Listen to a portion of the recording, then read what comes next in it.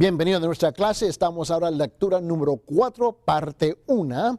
Y ahora comenzamos un diálogo, una plática sobre el capítulo 4 de nuestro estudio, que va a ser la formación del Antiguo Testamento. La formación del Antiguo Testamento. Ahora, el Antiguo Testamento impreso tiene una larga historia, producto de tiempos y de lugares distintos y lugares distantes, y debió pasar por un proceso de siglos de revisión, colección, copia y traducción. Yo creo que eso es lo que hace la Biblia, el libro más único que existe, en cual abarca un sinfín de países, regiones, dialectos, culturas y 1000 años para unir. Y tiene un solo autor, que es el Señor Dios mismo.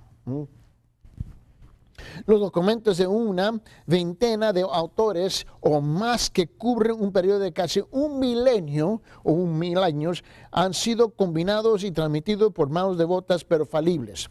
Yo creo que ese es el asunto aquí que tenemos que reconocer, que a pesar que ha traspasado por las manos de un montón de hombres, pero el autor es el Espíritu Santo, y son falibles estos hombres cuando terminaron de escribir lo que habían oído, escuchado de la boca de Dios a sus corazones. Hay varias preguntas en cuales vamos a tratar de contestar y a responder. Número 1, ¿en qué lenguas hablan y escriban los autores bíblicos? 2, la Biblia de la actualidad. 3, refleja con precisión los documentos la Biblia de actualidad refleja con precisión los documentos originales. 3, ¿qué importancia tienen las traducciones antiguas para la recuperación del significado de los pasajes oscurecidos por el descuido de los copistas? Y número 4, ¿sobre qué base se escogieron los libros del Antiguo Testamento? Y número 5, ¿en qué medida los descubrimientos recientes, como de los rollos del Mar Muerto, han impuesto un cambio de actitud hacia la precisión y a la autoridad de la Biblia? Estas preguntas y muchas más surgen de la consideración del complejo proceso por el cual la providencia divina permitió que pasara el Antiguo Testamento hasta el presente. Estoy de acuerdo con el argumento que hay una complejidad y dificultad en comprender la formación del Antiguo Testamento. Yo estoy de acuerdo en eso. Hasta que llegamos al año 1948. Desde ese punto de tiempo al presente, esos argumentos se terminaron por fin. ¿Y por qué digo eso? Porque el descubrimiento de los rollos del Mar Muerto en el año 1948 en Israel, a la par del Mar Muerto, hay unas montañas, ¿no? Y en esas montañas había unas cuevas. Y había un pastor que estaba caminando con sus ovejas, ¿no? Y los pastores estaban caminando, ¿no? Y algunas de las ovejas se habían perdido y fueron a ubicarlas o buscarlas. Y el niño, un pastor, ¿no?, fue corriendo más arriba y comenzó a subirse, y tomó una piedra y tiró la piedra arriba y entró en una cueva. Pero cuando tiró la piedra, se escuchó que algo se quebró. Llamó la atención del pastorcito, y él sube y se mete dentro, y es ahí donde descubren una gran cantidad de rollos originales que fueron copias de la palabra original. Y son un montón de rollos. Ahora, esos rollos están ahora disponibles hoy día para nosotros a revisar.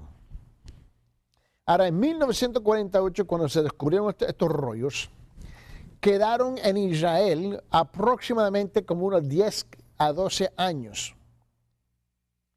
Y se estaban estudiando. De ahí va esos rollos, ¿ves?, por un arreglo especial que Israel hizo con el Vaticano.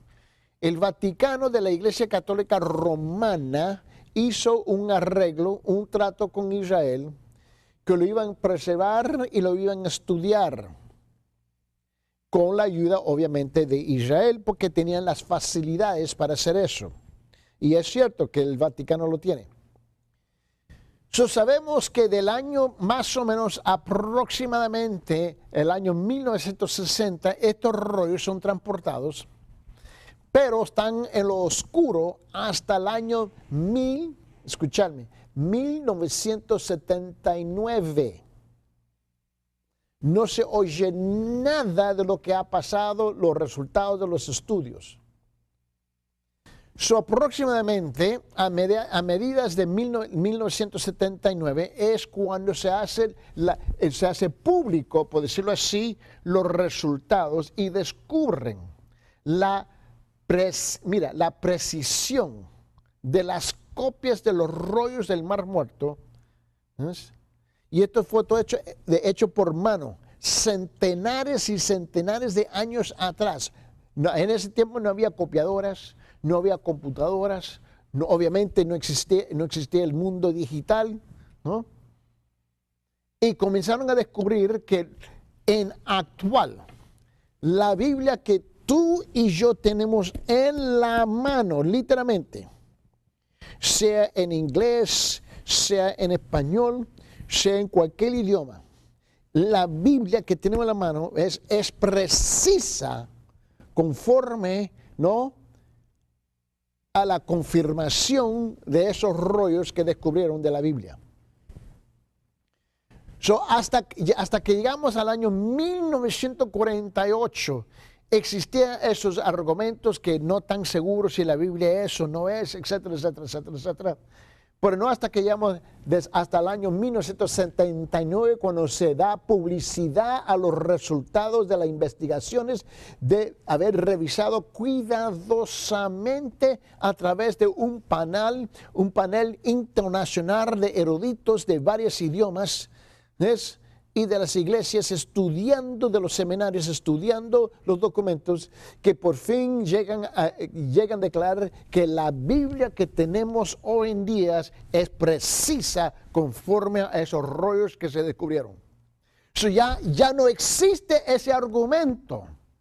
Si lo que tenemos en la mano es la palabra o no es la palabra de Dios. Eso ya se ha acostado y ya está solucionado y ya estamos convencidos. Pero el proceso no fue algo fácil. Vamos a hablar primeramente de las lenguas que se estaba utilizando en ese entonces. Las dos lenguas del Antiguo Testamento, principiando, era hebreo y arameo. Pertenecen a la familia de las lenguas semíticas, ¿no? S-E-M-I-T, ¿no? I-C-A-S, semíticas, que es la palabra derivada del nombre de Sem, si te recuerdan, uno de los hijos de Noé. Al parecer, los semitas originalmente provenían de la península de Arabia, estamos hablando de esta sección, de esta región de parte del mundo, y los innumerables migraciones hacia a Mesopotamia, Siria y Palestina, y algunas de las regiones de África dieron como resultado cambios graduales en el lenguaje y por consiguiente el desarrollo de lenguas distintas, aunque relacionadas entre sí. Si bien toda clasificación trae aparejada alguna dificultad, puede resultar útil una agrupación geográfica, ¿ves?, como la representada en la siguiente lista. Ahora, te recuerda que después del diluvio de Noé, él tuvo 3 hijos. ¿Te recuerda? Sem es uno de ellos. Sem es el que tuvo la influencia más grande en el desarrollo de los idiomas inmediatamente después del diluvio, ¿no? Ahora, y se va desarrollando las lenguas seméticas, ¿no?, que se utiliza después utilizando el nombre de Sem. Ahora, el pueblo de Sem, su gente, lo que ellos hicieron es que ellos fueron, o como vamos a decirlo así, a las 4 esquinas, ¿no?, del mundo de su época. So, tenemos seméticos del este, tenemos seméticos del este, tenemos seméticos del norte, tenemos seméticos del oeste y tenemos seméticos al sur, ¿no? So, hay 4 grupos y con el tiempo ellos fueron desarrollando su idioma, ¿no? Y se convirtieron en dialectos. So, los seméticos del este básicamente son Babilonia o babilónico, el idioma babilónico y asirio. Y son muy similar.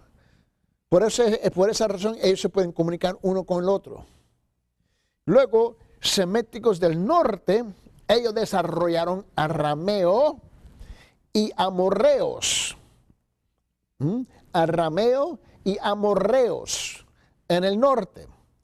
En el oeste hubo varios, primeramente tenemos cananeos en el oeste, moabita, finicio, tenemos ugaritico, que es otro grupo, y hebreo, son del oeste. So, tenemos 5 grupos ahí: cananeo, moabita, finicio, ugarítico y hebreo. Y luego los seméticos del sur desarrollaron árabe, etíope, árabe antiguo del sur. So, tú puedes ver cómo ellos cubren lo que se nombra la parte norte de África.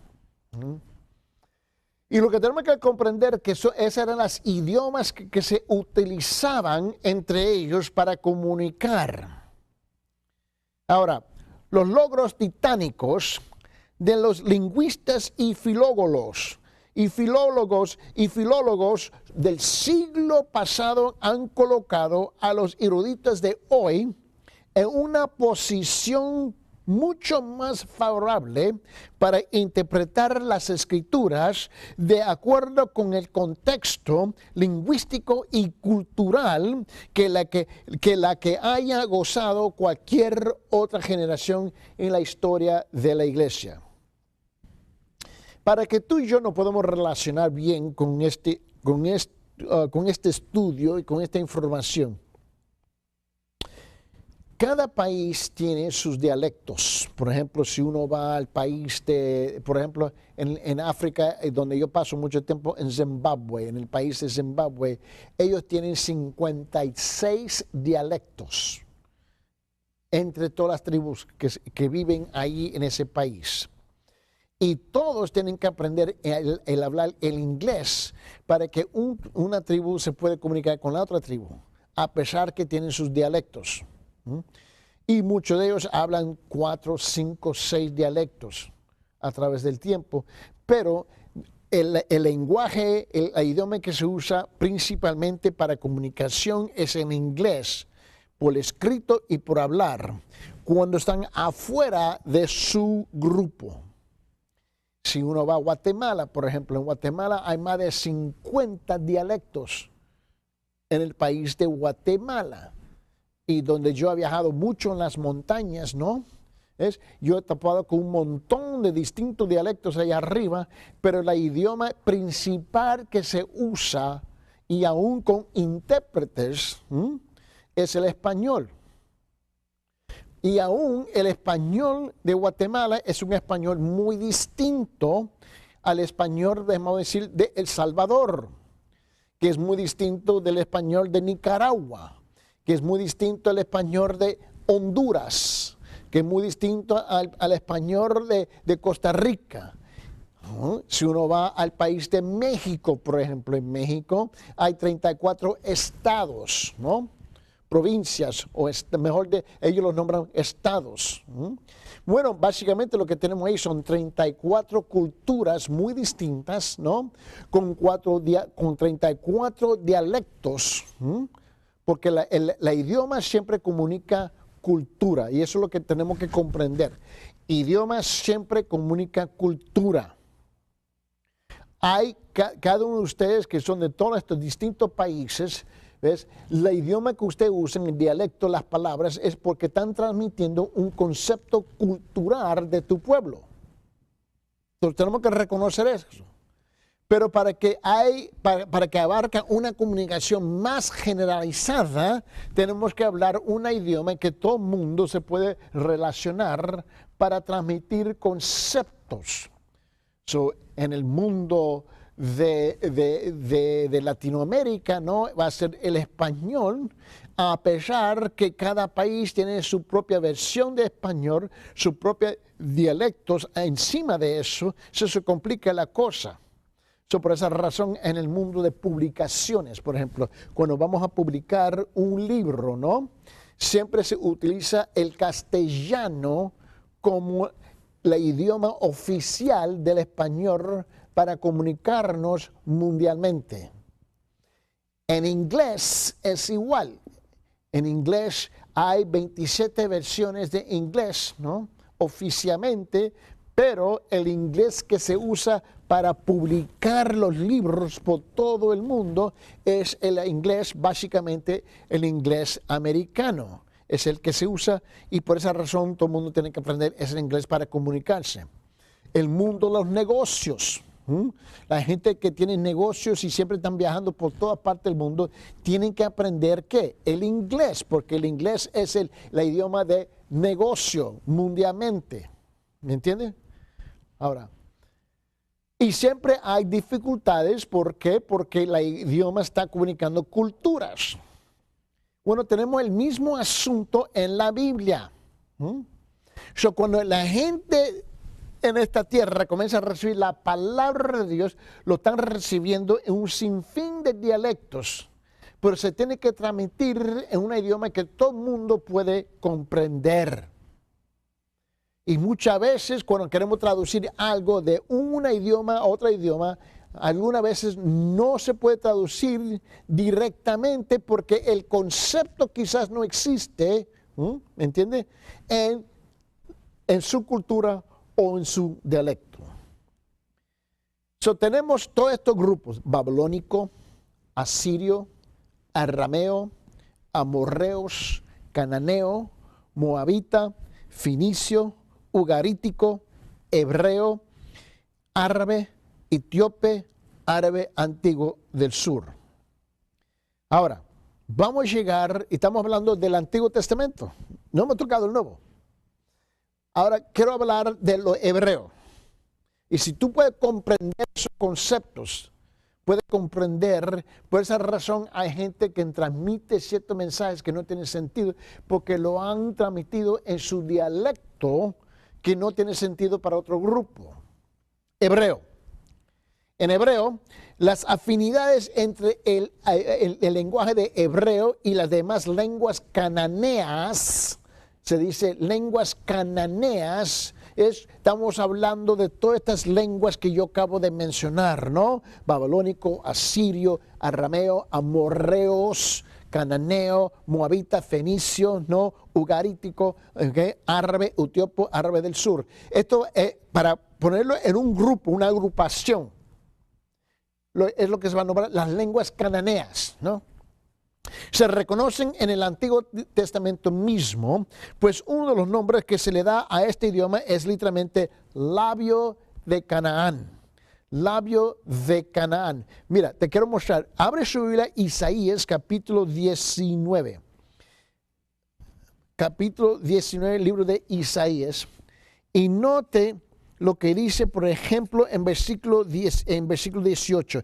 Isaías 19, 18 dice esto: en aquel tiempo habrá 5 ciudades en la tierra de Egipto que hablen la lengua de Canaán y que juren por Jehová de los ejércitos, y será llamada la ciudad de Jerez.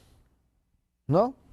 Aquel día 5 ciudades en la tierra de Egipto hablarán la lengua de Canaán y jurarán lealtad, fidelidad al Señor, ¿no? De los ejércitos. Una de ellas será llamada ciudad de destrucción, que es la palabra Jerez.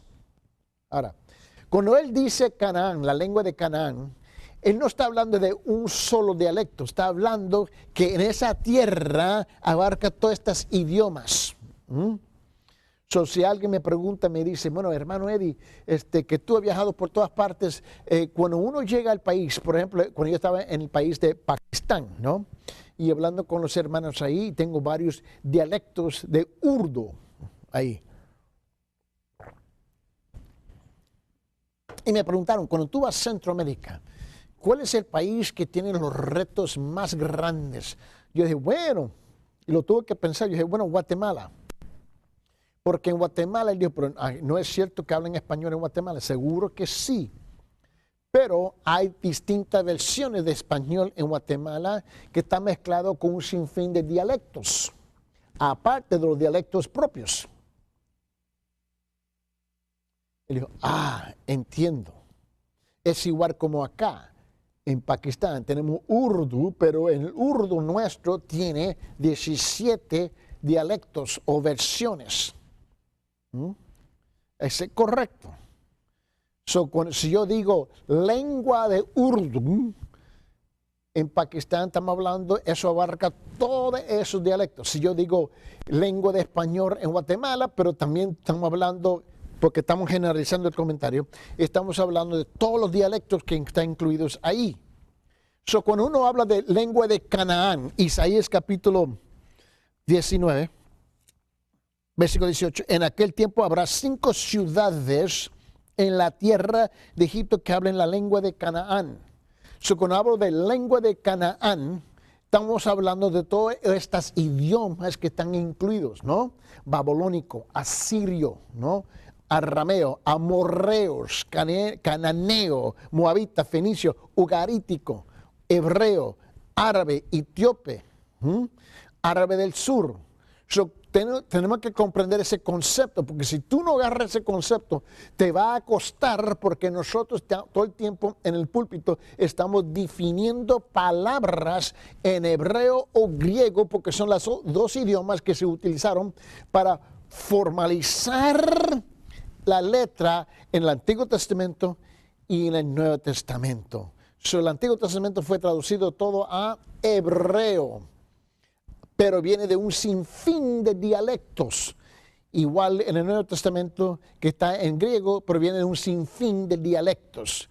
Y tenemos que comprender eso si vamos a comprender cómo adecuadamente interpretar la Biblia, la palabra de Dios, el Antiguo Testamento. Y si no, vamos a luchar en entender lo que dice la palabra.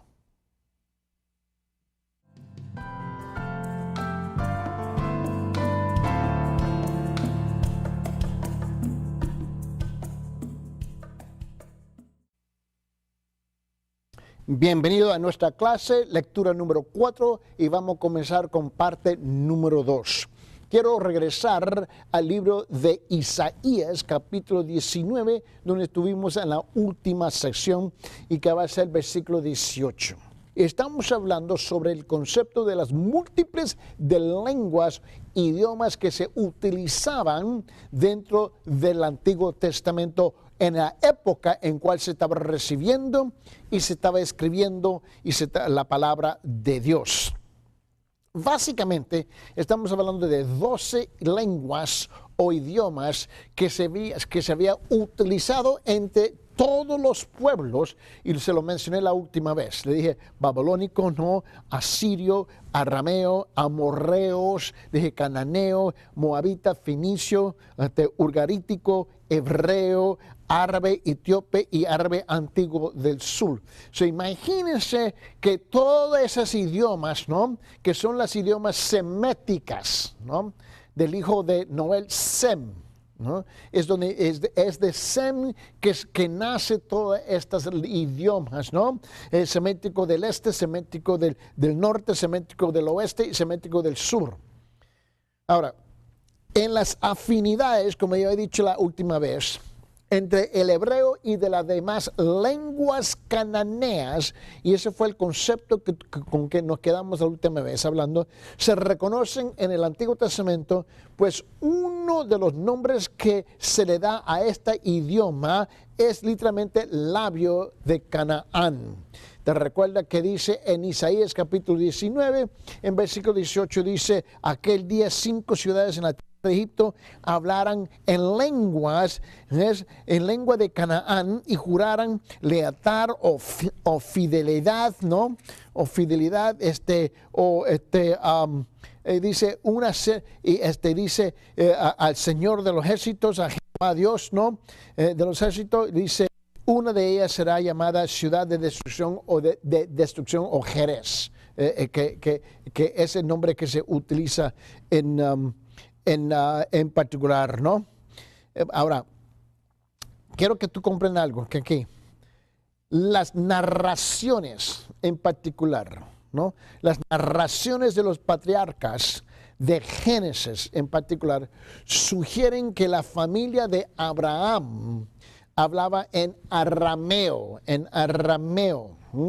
y que los patriarcas y sus descendientes aprendieron un dialecto cananeo al establecerse en Canaán.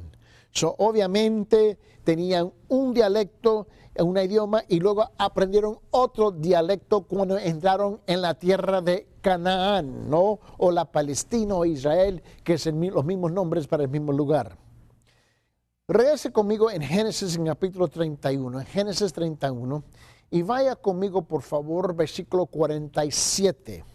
Jacob dio un nombre hebreo al majano, mientras que Labán le dio un nombre arameo. Mira bien. No te quiero que tú veas esto conmigo, porque es importante, y esto es lo que sucede muchas veces cuando estamos leyendo el Antiguo Testamento, y uno se queda, yo estoy confundido, no entiendo, alguien está confundido aquí, no sabe lo que está diciendo, por qué dice esto y dice la otra cosa, o no están hablando de la misma cosa. Seguro que sí, porque en Génesis 31, note bien conmigo lo que dice la palabra de Dios en versículo 47, dice,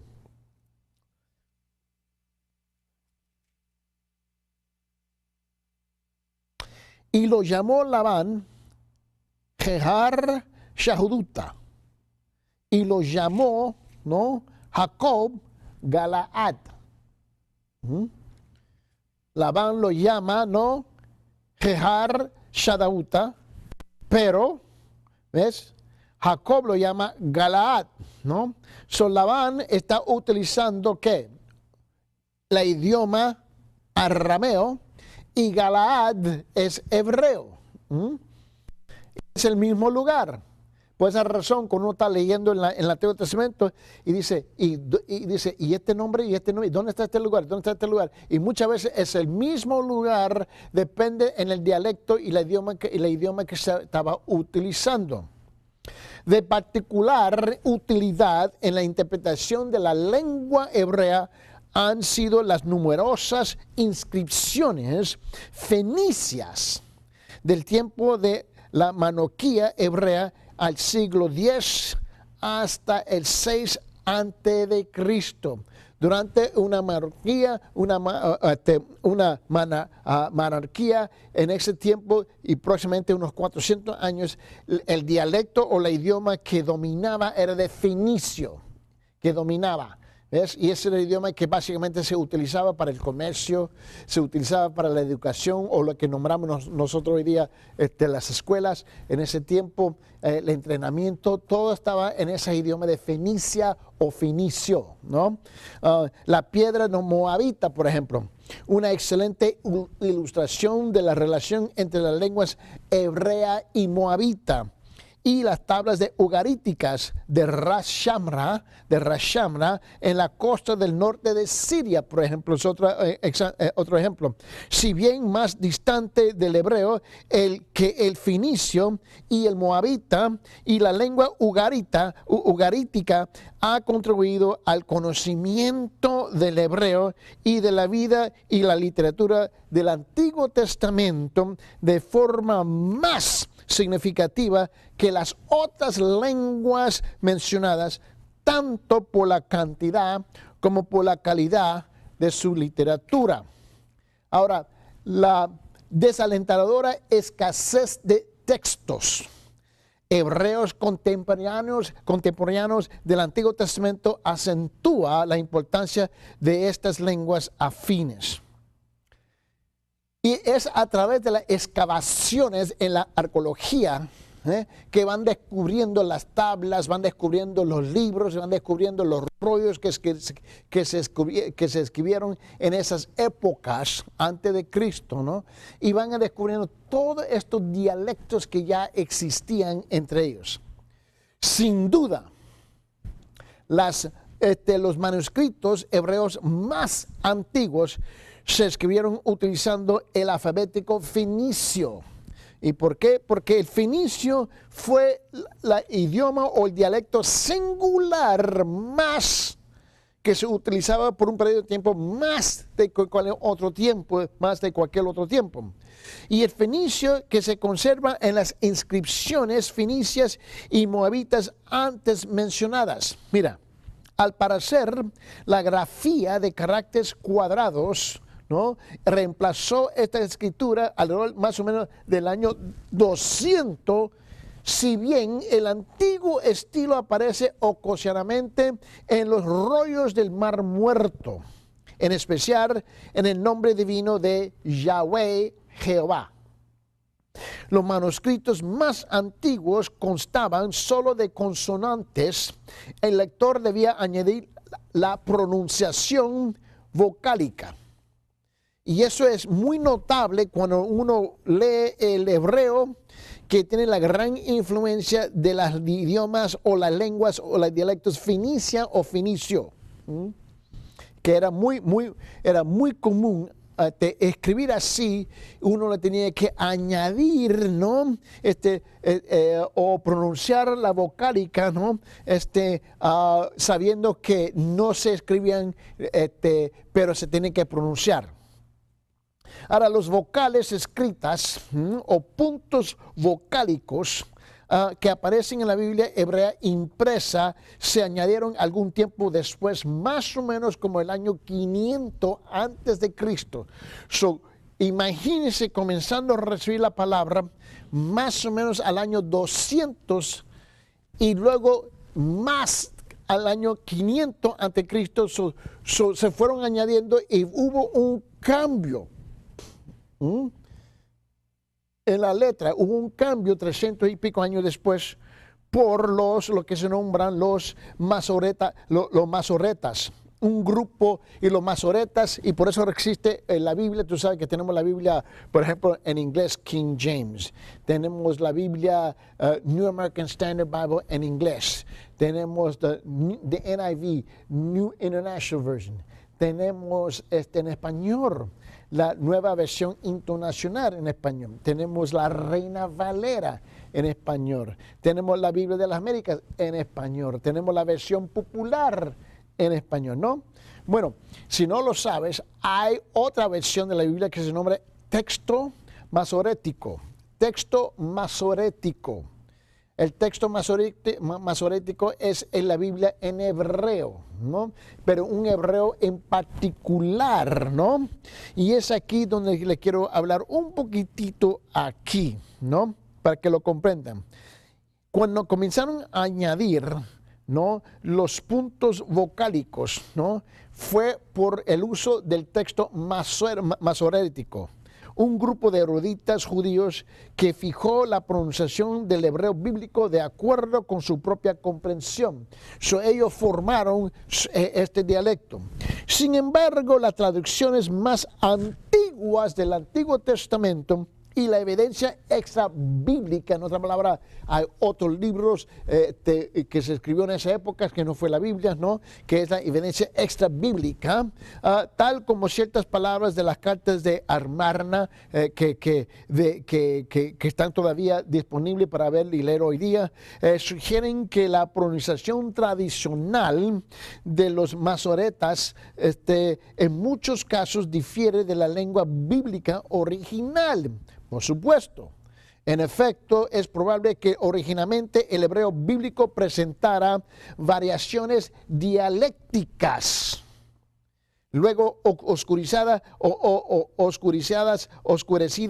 por los esfuerzos masoretas de unificación. Con el tiempo, cuando tú vas viendo varios manuscritos originales o rollos originales, tú vas a ver de los más antiguos que hubo cambios. Hubo cambios de la letra, cómo se escribió, la pronunciación, etcétera, etcétera. Ahora, lo que no se pierde, es aquí donde quiero que tú me comprendas.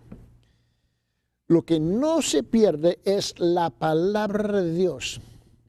Lo que se gana es la transmisión de esa palabra, que se va aclarando y aclarando y aclarando y aclarando. Pero la esencia de la palabra de Dios no cambia, solamente la transmisión, la comunicación, el medio que se utiliza. Las palabras hebreas, así como las de las demás lenguas seméticas, por lo general se basan en una raíz de 3 consonantes, ¿no? Básicamente.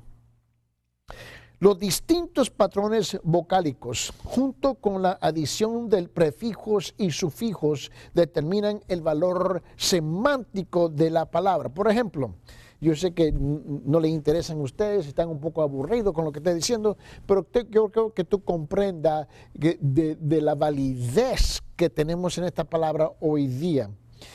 Por ejemplo, algunas palabras basadas en la raíz de la palabra melec, ¿no? Ahora tú vas a ver que solamente que cuando se escribe es MLK, ¿no? Pero para ayudarle a pronunciarlo se le va a añadir ¿qué?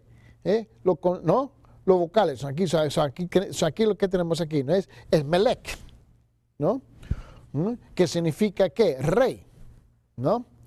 Bueno, o si tomamos la palabra Malcá, reina, Malkut, que es la palabra reinado en español, Malak, ¿no?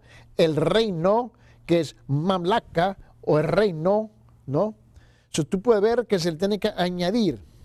Ahora, este sistema, y es importante porque no te olvides que en esa época ellos estaban transmitiendo que la palabra de Dios, ¿qué? Oralmente, verbal, de boca a boca, oído a oído.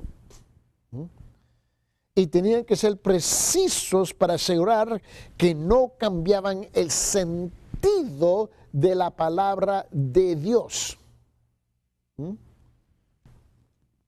El sistema verbal difiere en algunos aspectos de los idiomas que son más familiares. Por ejemplo, consta de 2 tiempos verbales que en realidad denotan aspecto de la acción, que va a ser completa o incompleta. Y no especificaciones temporales que generalmente se establecen por el contexto.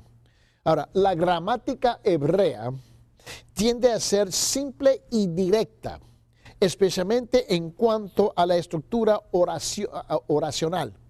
Por ejemplo, las proposiciones coordinadas son mucho más frecuentes que la subordinación. Ahora, la relación entre la lengua hebrea y las formas de pensamiento distintivas del hebreo es un punto problemático. Los lingüistas no están de acuerdo sobre la relación entre el idioma de un pueblo determinado y su visión de la realidad. No están de acuerdo. Pregunta, ¿podrían haberse expresado los verbales bíblicos con igual precisión en algún otro idioma? Esa es la pregunta. Una negación demasiado rotunda podría sugerir que solo el conocimiento del hebreo garantiza precisión en la comprensión del significado del Antiguo Testamento. Una afirmación demasiado enfática podría minimizar el hecho de que Dios escogió registrar su revelación en esta lengua y el Dios de la Biblia no hace nada por casualidad. Por esa razón, nosotros hoy en día, en la iglesia posmoderna en particular, más en la iglesia posmoderna, donde está la lucha más hoy día,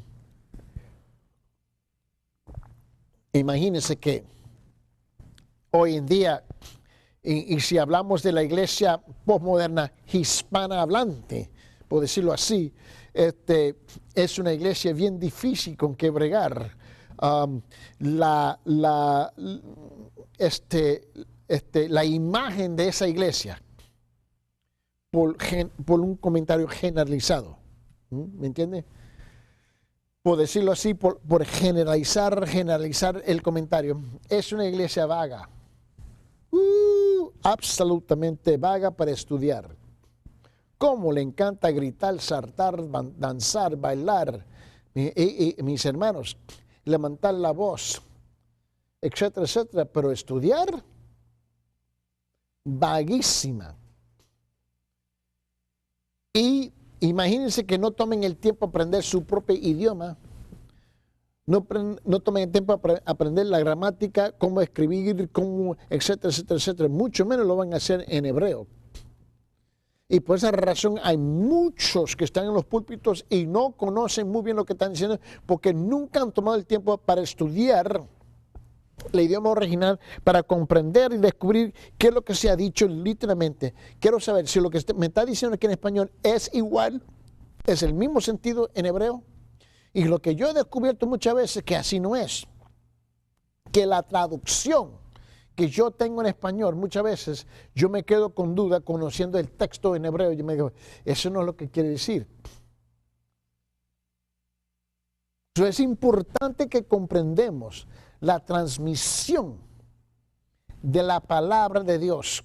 ¿Cómo es que la tenemos hoy día? Yo puedo confiar que la palabra que tengo, la Biblia que tengo en mi mano, es una palabra precisa. Lo que no puedo confiar es necesariamente la traducción de un idioma a otro idioma.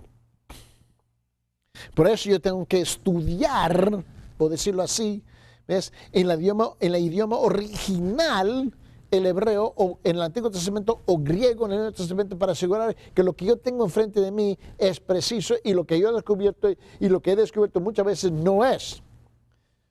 El pastor, el buen pastor, tiene una tremenda responsabilidad, una carga de asegurar que lo que está transmitiendo al pueblo es una palabra precisa del idioma original en cual se escribió.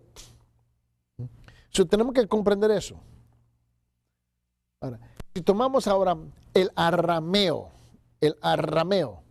que es otro idioma que viene a influenciar, ¿no?, lo que dice las escrituras y cómo fue escrita y cómo fue transmitida a nosotros hoy día.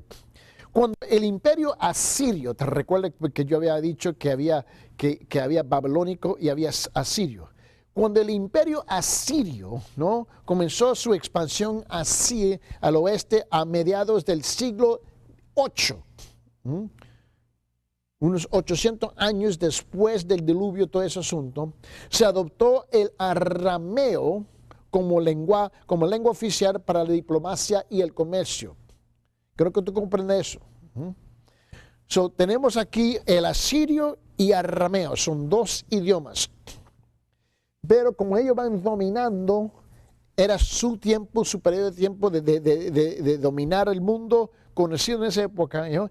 Adoptaron la lengua arameo oficial para el comercio, que es la lengua de negocios hoy día, o por ejemplo, hoy día es en inglés, pero en ese tiempo era arameo, ¿no? Y la diplomacia, cada país tiene sus embajadores, tiene sus consulados, etcétera, etcétera, etcétera. Tenían que hablar arameo para comunicarse de una nación a otra nación, oficialmente entre gobierno y gobierno, monarquía con monarquía, rey y rey. En el apogeo del imperio de Persa, más o menos alrededor del año 500, era la segunda lengua, si no la primera, de los pueblos del cercano oriente, desde Egipto hasta Persia. Ahora, cuando tú tomas todos esos países, aunque tenían un montón de dialectos individuales, habían adoptado el arameo para poder comunicarse en todo el cercano oriente, ¿no? Comunicarse uno con los otros.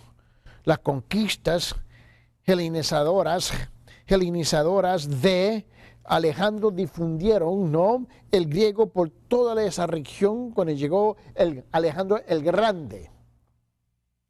Él va convirtiendo toda esa región, ¿no?, el cercano oriente, en que todo el mundo tenía que aprender que el griego, ¿no?, aunque reemplazó el arameo solo de manera gradual y parcial, tal como sugiere el Nuevo Testamento. Por esa razón, cuando entramos en el Nuevo Testamento, todavía tenemos arameo arrastrando un montón de conceptos y palabras. ¿Por qué? Porque cuando Alejandro el Grande llegó, no se olvide que él murió joven. Tenía solamente 29 años de edad cuando él murió. Pero conquistó esa parte del mundo. Tomó años para reemplazar el arameo y fue un proceso gradual y parcial. No fue un proceso total. Ahora esto va complicando el asunto un poquito más porque se tiene que añadir ahora que el griego en esta escena.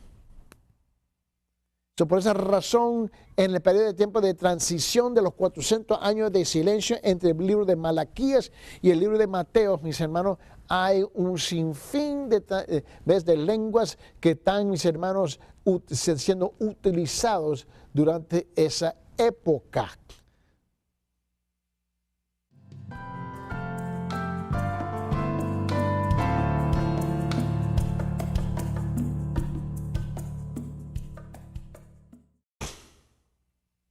Bienvenido a nuestra clase, lectura número 4, parte 3. Continuamos hablando de la variación de lenguas, idiomas y dialectos que existían dentro del Antiguo Testamento y aún en el periodo de tiempo de transición entrando el Nuevo Testamento. Si bien el predominio del arameo fue relativamente tardío, tenía ya una larga historia antes de convertirse en lengua franca del Medio Oriente. Por esta razón, los eruditos han optado por una actitud más cuidadosa antes de rotular del tardío a un pasaje de la Biblia hebrea sobre la base de las palabras arameas que allí aparecen.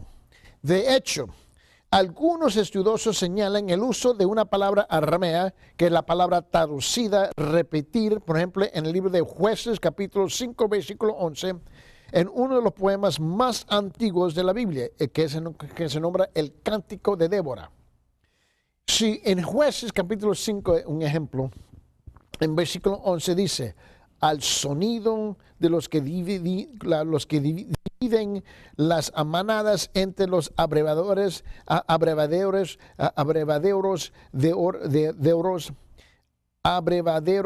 allí repetirán los actos de justicia del Señor, los actos de justicia para con sus campesinos de Israel. Entonces el pueblo del Señor descendió a las puertas. Note que aquí, ¿no?, utilizando ahí, esta es una palabra, ¿no?, en arameo, a pesar que lo demás es hebreo. Por ejemplo, y no es tan difícil de comprender porque, por ejemplo, hoy en día, muchos del pueblo español, ¿no?, están hablando y en medio de una declaración o una fraseología utilizan una palabra en inglés, en cual todo el mundo comprende, ¿no? Y eso es muy común. Aún ahora cuando yo voy a Centroamérica, ahora yo veo un montón de rótulos comerciales ahora en las calles, ¿no? Cuando me llaman los pastores por la carretera, y veo un montón de rótulos ahora que están en inglés. Y todo el mundo lo nombra, lo pronuncian y saben lo que es. Mezclan dos idiomas o dialectos, ¿no? Eso es muy, muy común. Ahora, en el libro de Génesis revela la relación cercana entre los pueblos de habla hebrea y los de habla aramea, ¿no? ¿Te recuerdan que yo le había mencionado en Génesis capítulo 31, el versículo 47? Jacob dio un nombre en hebreo al Mahano, mientras que Labán le dio un nombre arameo. ¿Te recuerdan? Génesis 31, 47 dice, Labán llamó Jegar Shadouta, ¿no?, que es en arameo, pero Jacob lo llamó en hebreo, que es Galaad. Eso es muy, muy común, ¿no? En medio de un oráculo contra la idolatría dirigido al pueblo de Judá, Jeremías, por ejemplo, introduce un verso en arameo de juicio contra los dioses falsos. Aquí está Jeremías hablando, él está profetizando, él está hablando públicamente, él está proclamando en hebreo, y de repente en medio de ese discurso, él convierte el dialecto en arameo, de repente. Y mira lo que él dice aquí en Jeremías capítulo 10, en versículo 11. Y le dice en arameo: así le diréis, los dioses que no hicieron los cielos ni la tierra perecerán de la tierra y de debajo de los cielos. Y de repente, ¿qué pasó? Regresó a hablar en hebreo. Mira, quizás haya elegido este recurso para que la condena de los dioses gentiles fuera más gráfica, quizás, a censurarlos en una lengua gentil, el arameo. Quizás él lo hizo para darle un énfasis y ser más dramático con su pueblo cuando lo dijo en arameo, porque ellos entendían muy bien el arameo. Es, por ejemplo, donde yo tengo la oportunidad de pastorear la iglesia, ¿no? A pesar de ser de profesor del seminario, yo soy pastor de una iglesia. Ahora, donde yo tengo el privilegio de ser pastor, mi pueblo es un pueblo muy chistoso, ¿ves? Porque el pueblo se hace loco, ¿no? Los de habla español te dicen que no hablan inglés, y los de habla inglés te dicen que no hablan español. Y los dos se hacen locos, que no se entienden. En los cultos nuestros, ¿no?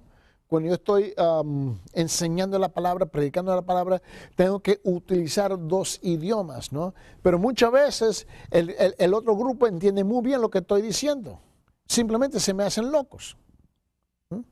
Si yo digo algo en inglés para darle un énfasis, ¿no? El pueblo español lo entiende muy bien. O si lo digo en español para darle énfasis, el pueblo de habla inglés lo entiende muy bien. Es que los dos grupos se hacen locos, ¿no?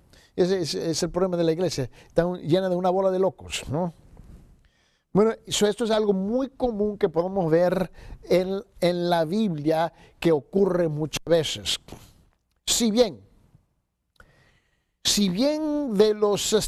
los funcionarios de la corte de Judá, por ejemplo, conocían el arameo mucho antes del exilio, nótese que la conversación entre la delegación de Ezequías y de Rasase de Siria.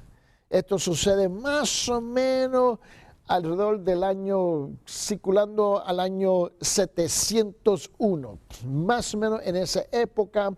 Y lo podemos ver, abre su Biblia en Segunda Reyes, por favor. Segunda de Reyes, capítulo 18. Y vamos a leer este pasaje.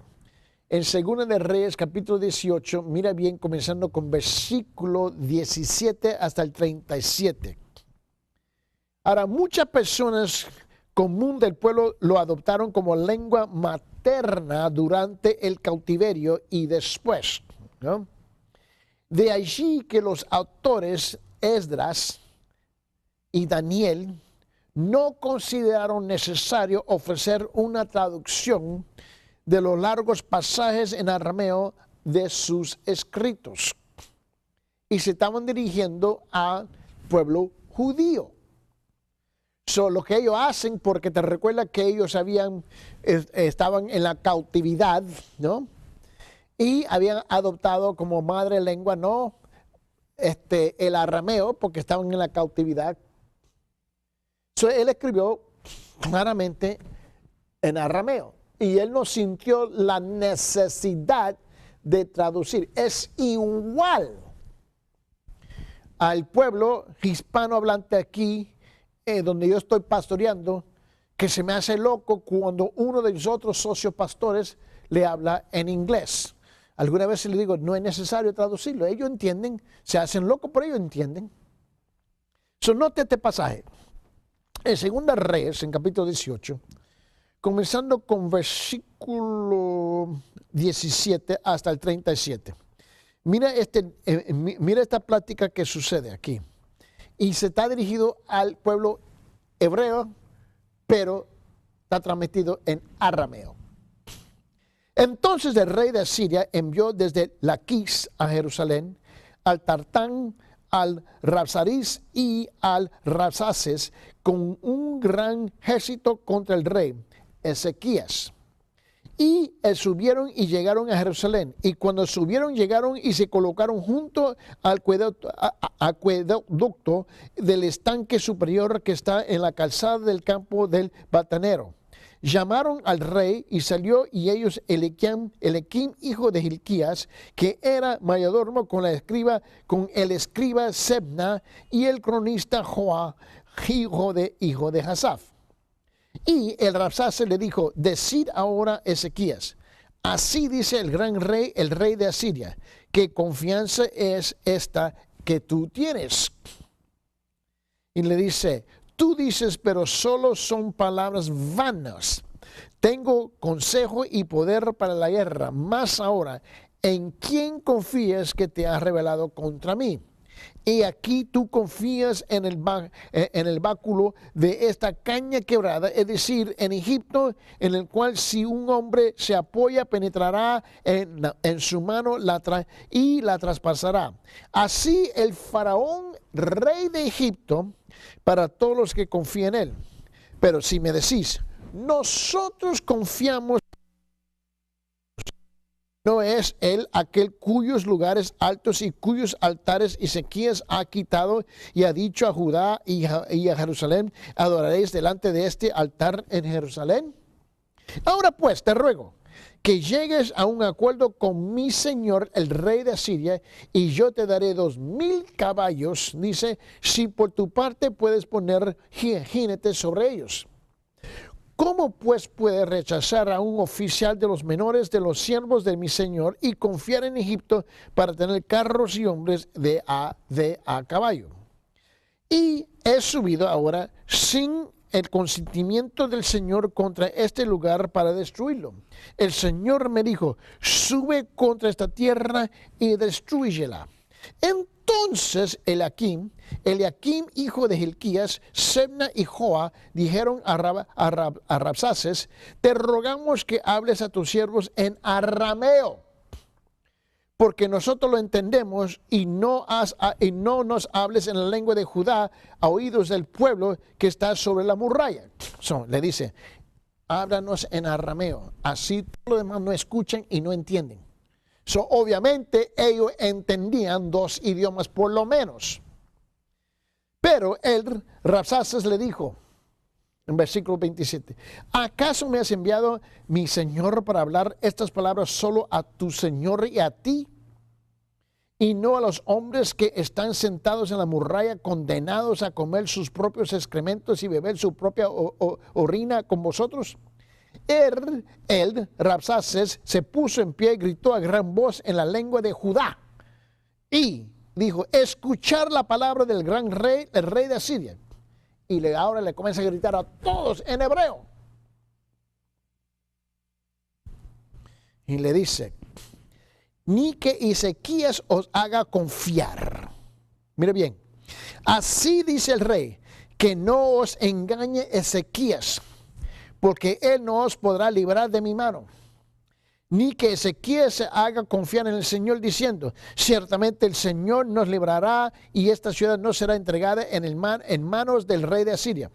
No escuchéis, dice Ezequías, porque así dice el rey de Asiria: hacer la paz conmigo y salir a mí, y coma cada uno de su vid y cada uno de su higuera, y beba cada cual de las aguas de su cisterna, hasta que yo, dice, venga y los lleve a una tierra como vuestra tierra, tierra de grano y de mosto, tierra de pan y de viñas, tierra de olivos y de miel, para que viváis y no muráis.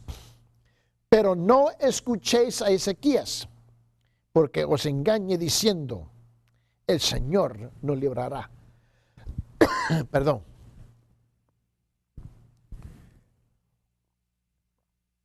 ¿Acaso alguno de los dioses de las naciones ha librado su tierra de la mano del rey de Asiria? Y le dice: ¿dónde están los dioses de Hamat y de Arfad? ¿Dónde están los dioses de Sepharvaim y Jena y de Iva? ¿Cuándo ha librado ellos a Samaria de mi mano?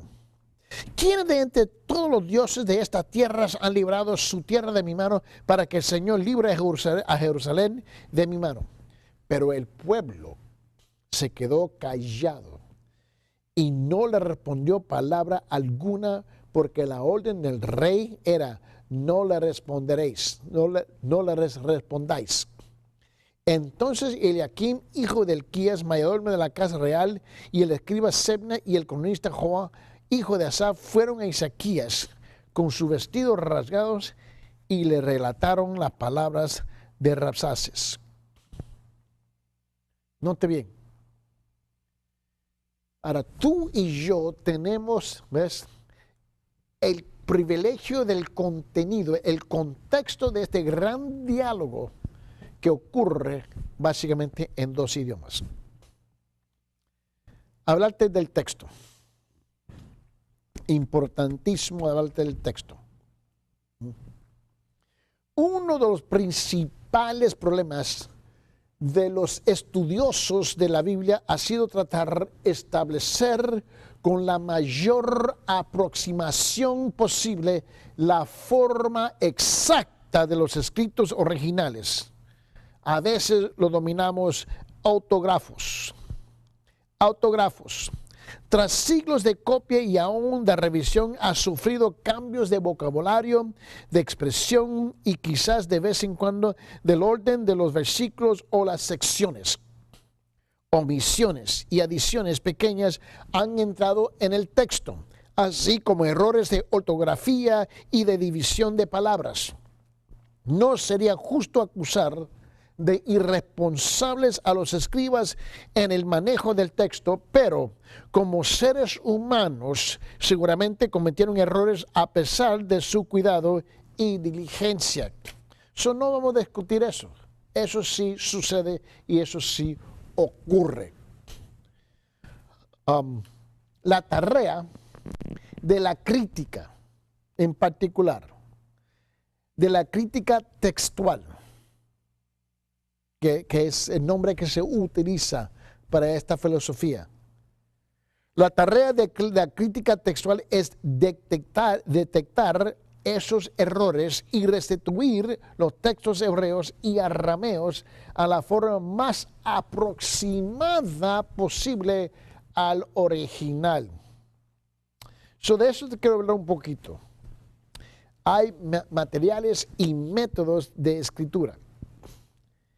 En el tiempo del Antiguo Testamento, el rollo era la forma más común de preservar las escrituras. Esa era la manera como ellos lo hacían. Ahora, los rollos del Mar Muerto, ¿te recuerdas? Son un buen indicio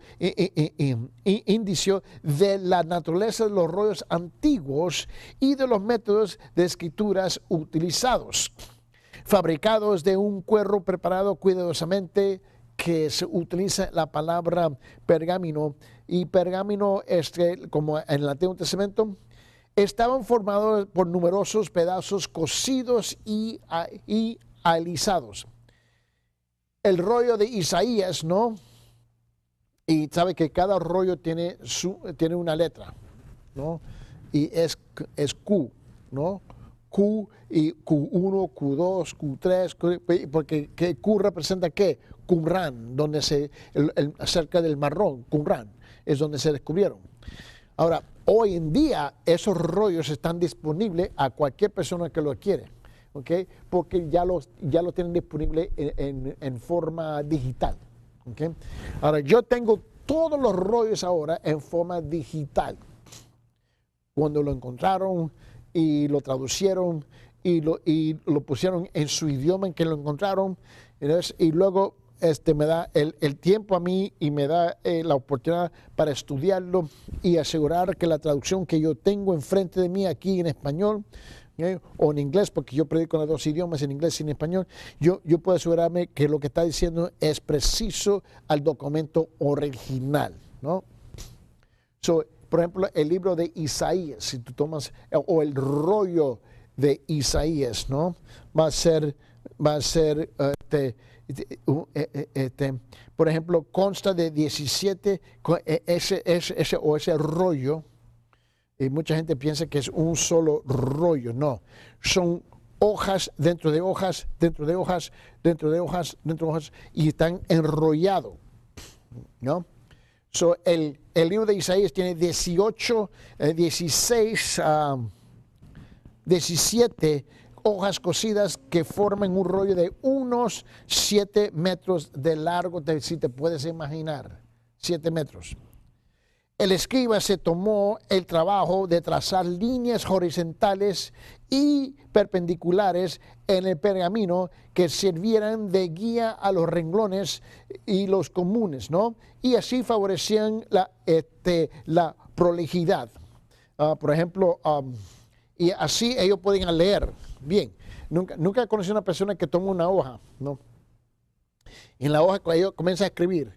Y cuando termina, ellos escriben en un ángulo de casi 45 grados, porque no pueden manejar una línea horizontal.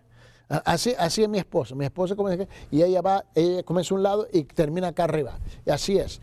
Pero si no fuera por las reglas para mantener la claridad de las declaraciones y las frases.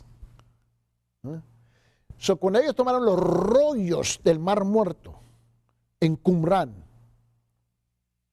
y desarrollaron los rollos, los eruditas o los escribas vinieron después y pusieron líneas para que pudieran leer bien, porque la línea no existía originalmente, pero la pusieron para que la pudieran leer bien qué es lo que estaba diciendo, ¿entiende? Jeremías, el libro de Jeremías, por ejemplo, en capítulo 36, en versículo 23, dice esto: y sucedía que después que Jehudí había leído 3 o 4 columnas, el rey lo cortaba con el cuchillo del escriba y lo echaba al fuego que estaba en el brasero, hasta terminar con todo el rollo en fuego y que estaba en el brasero. Lo que tenemos aquí, si puedo utilizar aquí este rótulo como un ejemplo. Vamos a decir que este es un rollo. Y este rollo tenía básicamente un montón de líneas trazando así horizontalmente para que se pudiera leer el texto. Ahora, tú y yo tenemos hojas, ¿no? Perdón, donde volteamos la página a continuar. Como era un rollo y no tenían páginas, ¿no? No pueden hojear. El rollo, ¿no? Ellos pusieron una línea vertical. Esto era página número 1. Esta va a ser página número 2. Ponían otra línea. Aquí va a ser página número 3. Luego página número 4. Cuando tú abres el rollo, ¿no? Lo vas desarrollando, tú puedes ver las secciones. Jeremías capítulo 36, cuando el rey manda a quemar el rollo de Jeremías. De esto es lo que está hablando aquí. Cortaba con el cuchillo el escriba y lo echaba al fuego que estaba en el brasero hasta terminar con todo el rollo en el fuego que estaba en el brasero. Sucedía que después de Jehudí había leído 3 o 4 columnas, en otra palabra, 3 o 4 páginas. ¿Me entiendes? Uno está leyendo aquí en Jeremías y dice, yo no sé lo que está diciendo aquí, no le capto la onda aquí, ¿qué es lo que está diciendo? Es porque estamos hablando, ¿ves? Que tú y yo podemos hojear la Biblia hoy día y página tras página tras página. En los rollos así no era. Se ponía una línea para dividir las páginas para que no se pudiera, para que nosotros no se pierda el hilo de lo que estamos leyendo. ¿Me entiende? Y no se olvide que estamos hablando de la área del cercano oriente, no el oeste, que es muy, muy distinto. Entonces es importante que tú comprendas cómo está unida la palabra de Dios.